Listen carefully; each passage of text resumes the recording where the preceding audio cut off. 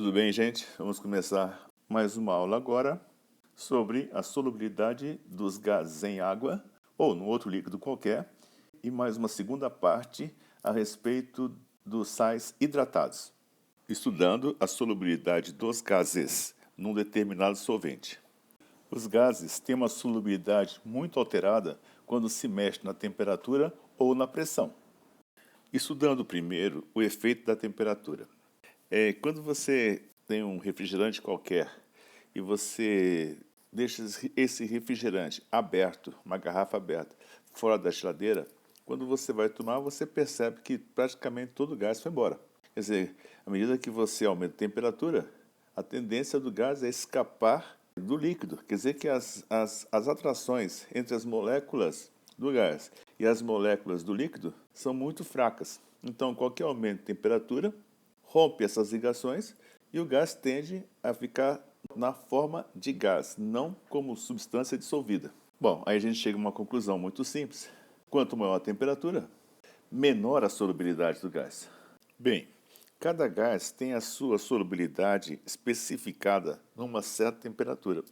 Por exemplo, no gráfico agora apresentado, a solubilidade do nitrogênio a 10 graus Celsius é aproximadamente 0,5 vezes 10 elevado a menos 3 mol por litro.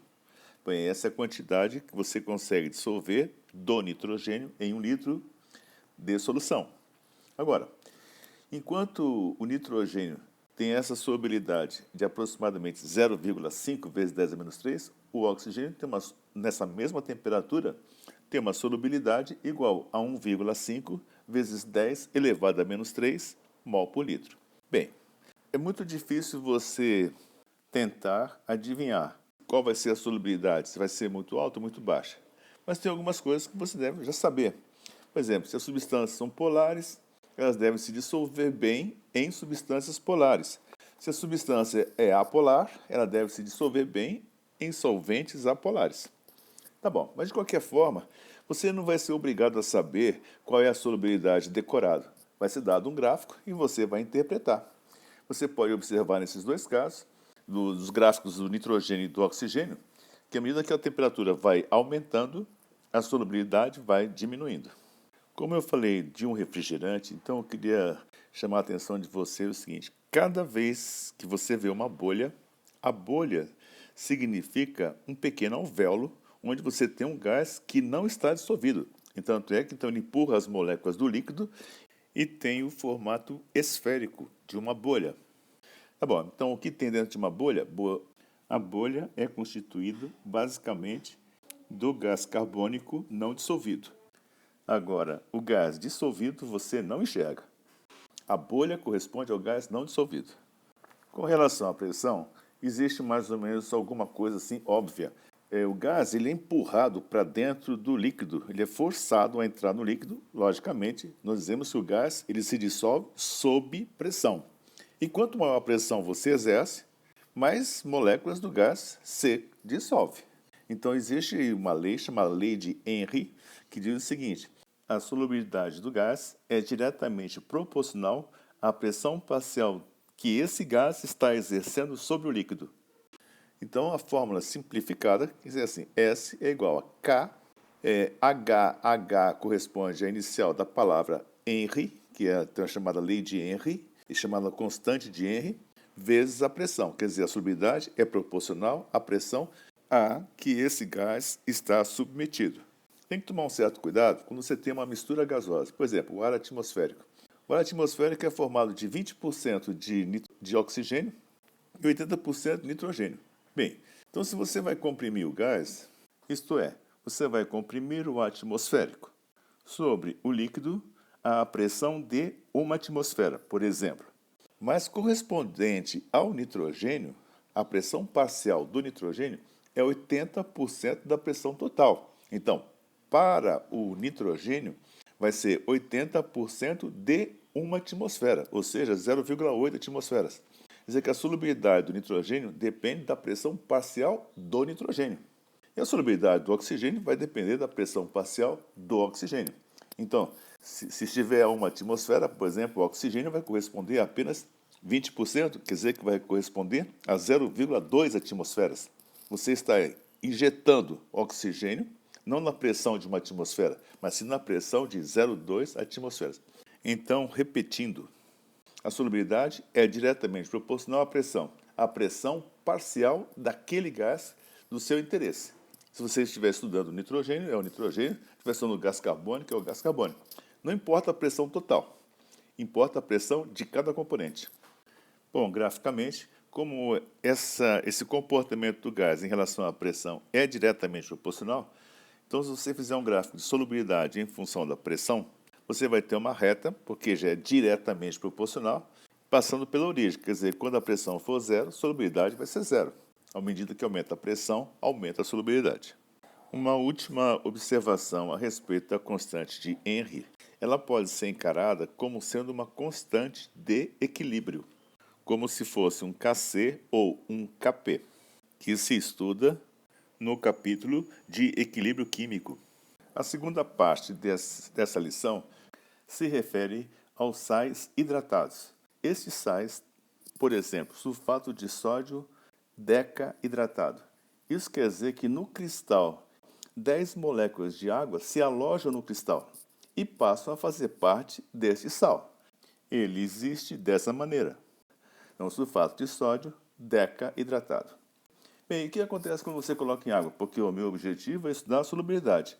Bem, a primeira coisa que você deve saber é que essas 10 moléculas de água fazem parte da estrutura cristalina. E quando coloca em água, ele se dissolve e, logicamente, que essas moléculas que faziam parte do cristal vão se misturar com as outras moléculas de água do solvente. Repetindo, se desprendem do sal e passam a fazer parte da solução aquosa. Quer dizer que essas moléculas de água que estavam no cristal agora passarão a fazer parte da solução. Então você vai encontrar na solução o quê? Você vai encontrar água, lógico, solvente, e sulfato de sódio. O sulfato de sódio se comporta como um sal comum, ou seja, ele vai sofrer a dissociação iônica. Então você vai ter íons Na+, e íons SO4 dissolvidos em solução. Vamos imaginar agora que você comece a evaporar essa solução. Ou seja, pode deixar na temperatura ambiente e ao longo do tempo a água vai evaporando e daqui a pouco você vai começar a observar os primeiros cristais no fundo do recipiente. Aí a pergunta é a seguinte, que cristais você vai encontrar no fundo do recipiente? Somente sulfato de sódio ou sulfato de sódio decahidratado? Bem, aqui que é um fato importante.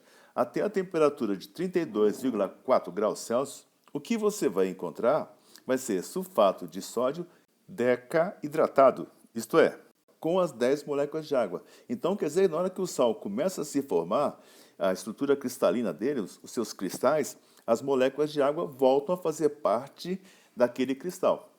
Isso até 32,4 graus. Depois, acima dessa temperatura, as moléculas de água já não ficam mais presas a esse cristal. Então é como se fosse uma nova substância. Então já não é mais sulfato de sódio decahidratado, vai ser apenas sulfato de sódio. Beleza. E daí? Não, e daí é que vai dar um comportamento diferente frente à solubilidade. Até a temperatura de 32,4 graus, o corpo de fundo é formado de sulfato de sódio decahidratado. A partir de 32,4 graus, o corpo de fundo vai ser formado de apenas sulfato de sódio, sem as moléculas de água. A gente chama sulfato de sódio anidro. Bem, é como se fossem duas substâncias diferentes. Até uma certa temperatura, você tem uma substância. A partir de uma outra temperatura, você vai ter agora uma nova substância. Resumindo o que foi comentado até agora, a respeito do sulfato de sódio decahidratado, que é o exemplo que nós estamos usando. O sulfato de sódio decahidratado é um sal hidratado, as moléculas de água fazem parte do cristal. À medida que você começa a aquecer este sal sem colocar em água, vai chegar uma temperatura em que as 10 moléculas de água começam a se separar do sal. Alguns sais perdem todas as águas de uma vez só, outros sais perdem assim uma parte das águas a uma certa temperatura, uma temperatura mais elevada, perde o resto das águas. Bem, mas cada sal tem um comportamento. Mas então vamos examinar esse caso, sulfato de sódio 10H2O. Bem, quando chega a 32 graus aproximadamente, as moléculas de água escapam, saem do cristal, e aí então o que sobra é o sulfato de sódio anidro, quer dizer, sem as moléculas de água. A gente pode representar por essa equação que a gente está vendo agora. Na2CO4, ponto 10H2O, a 32,4 graus, se transforma em sulfato de sódio anidro, mais 10 águas. As águas foram embora. Então, vamos supor que você esteja dissolvendo sulfato de sódio em água. É uma substância muito solúvel. Bem, você vai colocando até que essa solução vai ficar saturada. Quando ela ficar saturada, o que acontece? Começa a aparecer o corpo de fundo. Do que é constituído o corpo de fundo? Bem, o corpo de fundo é constituído deste sal, Na2SO4, ponto 10H2O. Então, no fundo do recipiente, vão estar lá presentes o sulfato de sódio deca-hidratado. Tá bem. Mas se você aquecer um pouco mais, quando você passar de 32 graus, o que vai acontecer é que as moléculas de água do cristal deixam de fazer parte agora desse cristal, transformando-se então no novo cristal, que é o sulfato de sódio, Na2SO4, sem as águas. E as moléculas de água vão passar a participar daquela solução aquosa. Bem, mas e daí? Não, daí é o seguinte, o que você deve perceber, vai ter um ponto de inflexão na curva de solubilidade. Então, até chegar a 32,4 graus, a solubilidade tem um certo comportamento, um certo gráfico, e quando chega nessa temperatura, é como se você tivesse agora uma nova substância.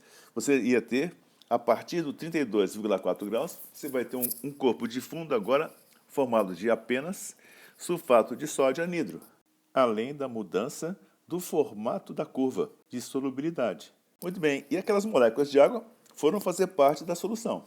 Neste exemplo, abaixo de 32,4 graus é formado de sulfato de sódio hidratado. Acima de 32,4 graus, o corpo de fundo é formado de sulfato de sódio anidro. Para a gente encerrar essa lição, vamos fazer um exercício sobre a lei de Henry, que é o exercício número 3 do grupo 2.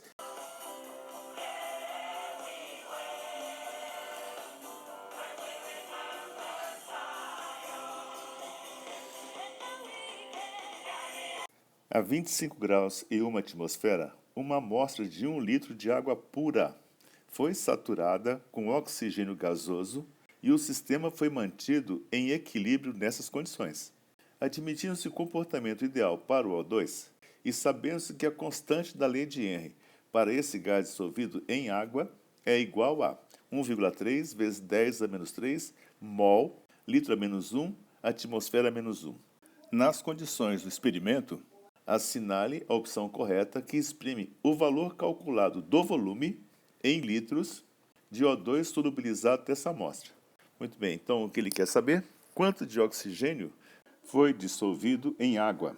Então, qual seria o volume ocupado por esse oxigênio que estaria dissolvido? Muito bem. Observe o esquema. Você tem um recipiente, ali você tem 1 litro de solução com oxigênio dissolvido. E acima da solução, você tem oxigênio no estado gasoso, a pressão de 1 atmosfera.